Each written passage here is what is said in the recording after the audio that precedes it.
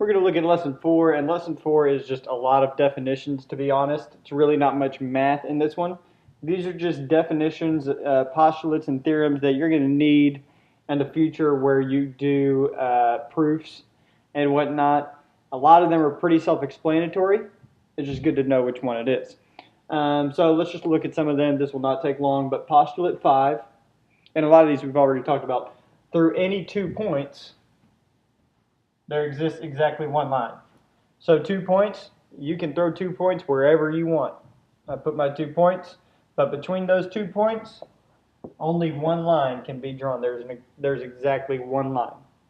And that's postulate 5. Theorem 4-1 is if 2 lines intersect, then they intersect at exactly 1 point. We've talked about this before, but here's a line.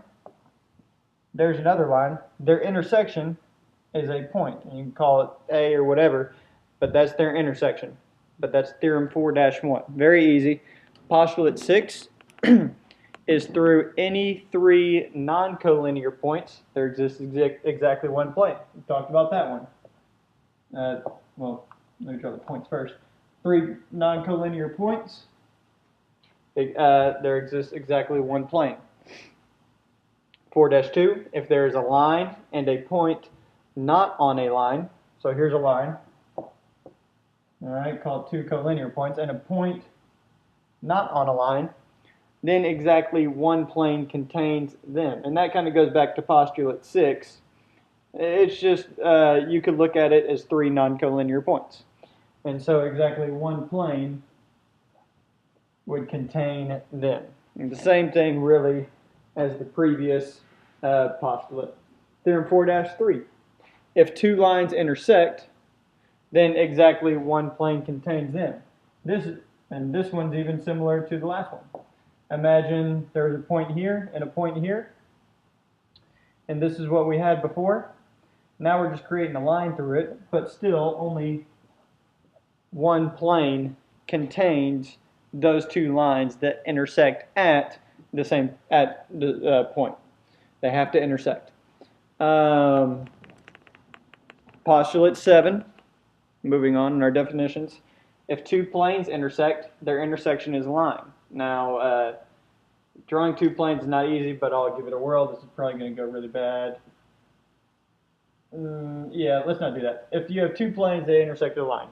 Wall, ceiling, or wall and ceiling, they intersect at that, they meet at the corner up there, but they intersect at a line. They don't intersect at a point.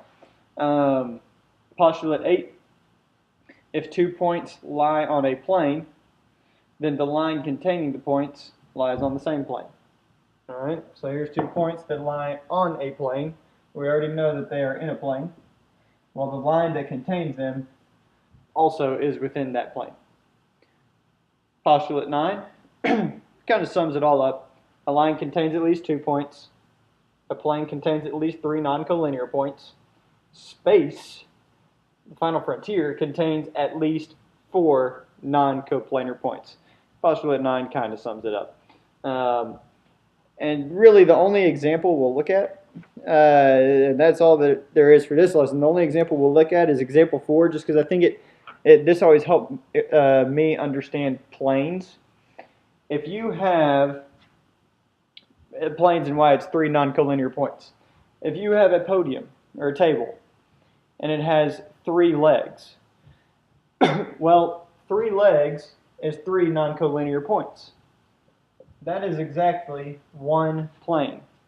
So therefore, if it's only on one plane, it will always be balanced.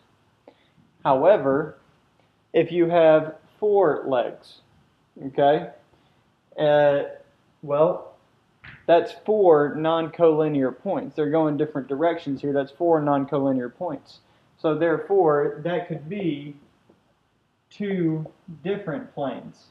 And with 2 different planes, what's going to happen to this is, say it gets on an uneven surface, or maybe one leg gets, a little shorter, then that desk may start to wobble. We have our desks here in our classroom. We'll go ahead and get this camera out. We have the desks here in our classroom. Well, they can wobble a little bit because it has 4 legs. So since it has 4 legs, they may be prone to wobbling. I don't have anything with 3 legs in here. I used to have a podium with 3 legs. But if it has 3 legs, then it won't wobble. But that always helped me understand.